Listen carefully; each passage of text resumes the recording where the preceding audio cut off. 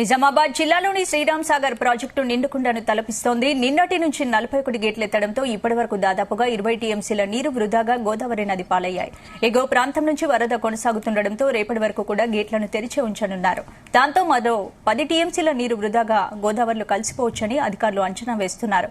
ఇదిలా ఉండగా 2 రోజుల నుంచి ఎస్ఆర్ఎస్పీకి పర్యాటకుల తాకిడి పెరుగుతోంది. ఈ క్రమంలో ఎస్ఆర్ఎస్పీ ప్రాజెక్టు 41 గేట్లు ఎత్తి వరద నీటిని వచ్చినట్లుగా 3,50,000 క్యూసెక్కుల నీటిని గోదావరి నదికి నీటిని వదలడంతో ఎగిసిపడుతున్న నీటిని చూసేందుకు పర్యాటకులు ఎస్ఆర్ఎస్పీ బాట పడుతున్నారు. ఇక ఎస్ఆర్ఎస్పీ వద్ద తాజా పరిస్థితిని మా ప్రతినిధి అంగిరెకుల సాయిలు అందిస్తారు. గత 4 రోజుల నుంచి కురుస్తున్న భారీ వర్షాల వల్ల శ్రీరామ్ సాగర్ ప్రాజెక్టు నిండుకుండలాగా తయారైంది. ఇది మొత్తం జలకళను సంతరించుకుంది.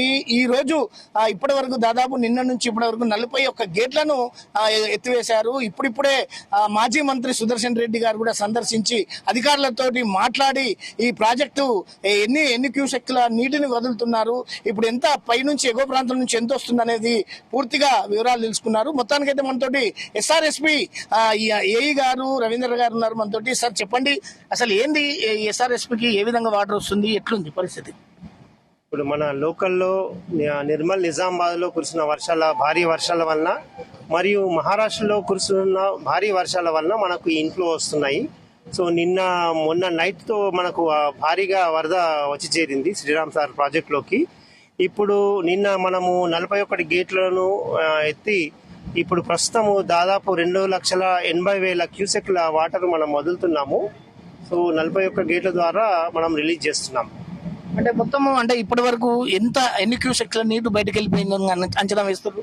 దాదాపు 20 టీఎంసీల నీరు బయటకు వెళ్ళిపోయింది. మనము స్పిల్వే గేట్ల ద్వారా బయటకు వదిలినాము ఇప్పటి వరకు. ప్రస్తుతం వరకు నిన్నటి నుంచి నిన్న 10:30కి స్టార్ట్ చేసి ఇప్పటి వరకు 20 టీఎంసీల నీటిని వదిలినాము. అంటే ఇంకా ఎన్ని రోజులుగా మనకి స్పిల్వేస్ ఇంకా అట్లనే కంటిన్యూ చేస్తారు? బహుశా రేపు మార్నింగ్ వరకు వరద వచ్చే అవకాశం ఉంది. ఇంకా ఇన్ఫ్లోస్ వచ్చే అవకాశం ఉన్నది.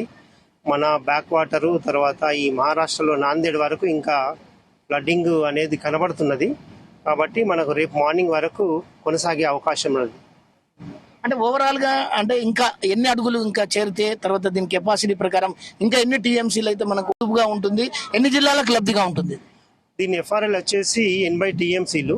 ప్రస్తుతం మనము 70 టీఎంసీల వద్దనే ఉన్నాము. అయినా కానీ ఇంకా ఫ్లడ్ బాగా ఉండడం వలన మనము ఇంకా స్పిల్వే గేట్లు ఓపెన్ చేసి ఉంచాల్సి వస్తుంది. ఇంకా మనము కొంచెం బ్యాక్ వాటర్ స్లో అయ్యి మనకు వాటర్ తొందరగా ఇక్కడికి రావట్లేదు స్పిల్వే గేట్ల ద్వారా. అందుకోసమే మనం కొంచెము డౌన్ అవుతున్నా కానీ మనం 70 టీఎంసీ దగ్గర ఉన్నా కానీ ఇంకా వరద అనేది ఇంకా ఉన్నది, బ్యాక్ వాటర్ అనేది బాగా ఉన్నది. సో మొత్తానికైతే సందర్శకుల తాకిడి కూడా శ్రీరామ్ సాగర్ ప్రాజెక్టుకు భారీ సంఖ్యలోనే ప్రజలు నిజామాబాద్ జిల్లాతో పాటు పక్కనే ఉన్న నిర్మల్ జిల్లా నుంచి కూడా తండోపతండాలుగా వస్తున్నారు. మనకు 41 గేట్లను వదిలిరు. దాన్ని వదిలి పాల సముద్రం లాగా ఉప్పొంగుతున్న ఒక జల సముద్రం అనేది మనకు విజువల్స్ లో కనిపిస్తున్నాయి. చాలా మంది సెల్ఫీలు తీసుకుంటున్నారు. అదే విధంగా అనేక మంది ఈ ఆహ్లాదకరమైన వాతావరణాన్ని ఆస్వాదించడానికి ఎంతో మంది ఈ శ్రీరామ్ సాగర్ ప్రాజెక్ట్ వస్తున్నారు. మనం అక్కడ దూరం విజువల్స్ లో చూస్తున్నాం. చాలా మందిని అక్కడనే ఆపేసి పైకి ఇంకా రానివ్వడం లేదు. మనతో పాటు ఇక్కడ కొంతమంది సందర్శకులు ఉన్నారు, వారిని అడిగి తెలుసుకుందాం. చెప్పండి సార్, మీరు ఎక్కడి నుంచి వచ్చిర్రు? సార్ మేము ఇరిగేషన్ ఆఫీస్ నుంచి.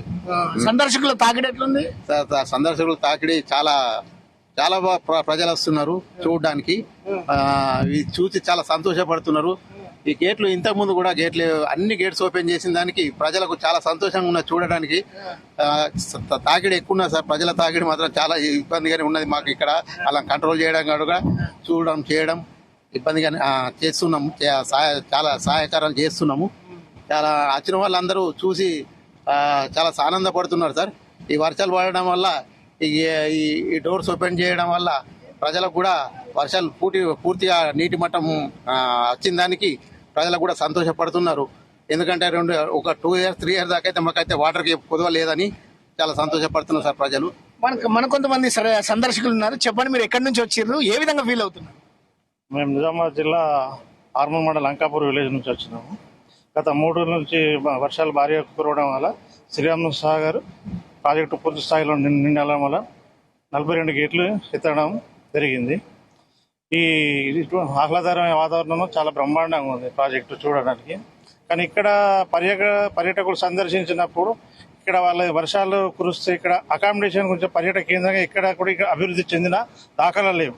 గత ప్రభుత్వం కానీ అంతకుముందు ఉన్న ప్రభుత్వం ఏ ప్రభుత్వాలు ఇక్కడ ఇంత పెద్ద స్థాయి ప్రాజెక్టు ఉన్నప్పుడు దీన్ని పర్యాటక కేంద్రంగా అభివృద్ధి చెందాల నానుడు ఎవరికి కూడా ఆలోచన లేదు. రాజకీయ నాయకుడు మొట్టమొదటిగా ఇంతమంది వస్తుంది, ఆహ్లాదకరమైన వాతావరణం ఉంది, ఇక్కడ పర్యాటక కేంద్రంగా తీర్చిదిద్దాలన్న కోరిక కూడా ఎవరికి లేదు. ఇక్కడ ఈ రాజకీయాల కనువిప్పి కలిగి ఇక్కడ ఒక పర్యటన కేంద్రం కానీ లేదా మన టూరిజం కానీ దాన్ని అభివృద్ధి చెందితే ఇంకా సందర్శకులు వచ్చి చూసి ఇప్పుడు మన ఈ ప్రాంతం నుంచి దూర ప్రాంతాల నుంచి సందర్శిస్తారు.